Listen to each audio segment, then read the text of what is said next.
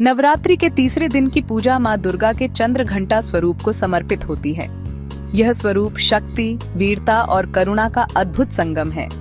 माता पार्वती ने जब भगवान शिव से विवाह किया तो उन्होंने अपने मस्तक पर आधे चंद्र के आकार की घंटी धारण की। इसी कारण वे माँ चंद्र घंटा के नाम से प्रसिद्ध हुईं। उनका रूप अत्यंत दिव्य और तेजस्वी है। वे सुनहरे आभा से युक्त दिखाई देती हैं। उनके 10 हाथों में शस्त्र सुशोभित होते हैं: त्रिशूल, गदा, तलवार, कमल, धनुष बाण और अन्य दिव्य अस्त्र। वे अपने भक्तों को वरदान देती हुई भी दिखती हैं। सिंह या बाघ पर सवार माँ चंद्र घंटा का रूप हर दुष्ट के लिए विनाशकारी और भक्तों के लिए करुणामयी है। कथा के अनुसार एक समय महिषासुर नामक असुर ने देवताओं को परास्त कर तीनों लोकों पर अधिकार कर लिया। उसका आतंक इतना बढ़ा कि ऋषि मुनि, देवता और मनुष्य सभी भयभीत हो उठे। चारों ओर अराजकता फैल गई। अंततः सभी देवता माँ पार्वती की शरण में पहुंचे और प्रार्थना की कि वे इस अत्याचार का अंत करें। तब माता ने चंद्र घंटा का भयंकर रूप धारण किया।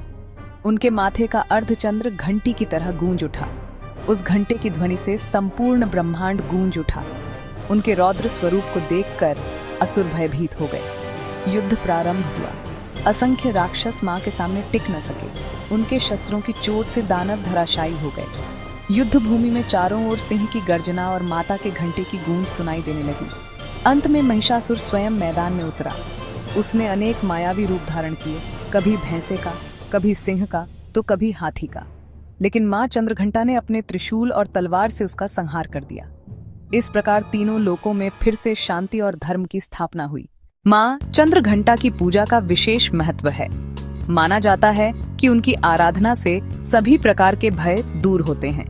भक्तों को साहस, आत्मविश्वास और शांति की प्राप्ति होती है। मां की कृपा से जीवन में आने वाली कठिनाइयां और बाधाएं समाप्त हो जाती हैं। जो साधक नवरात्रि के तीसरे दिन श्रद्धा और विश्वास के साथ मां चंद्रघंटा की उपासना करते हैं, उन्हें विशेष दिव्य अनुभूति प्राप्त होती है।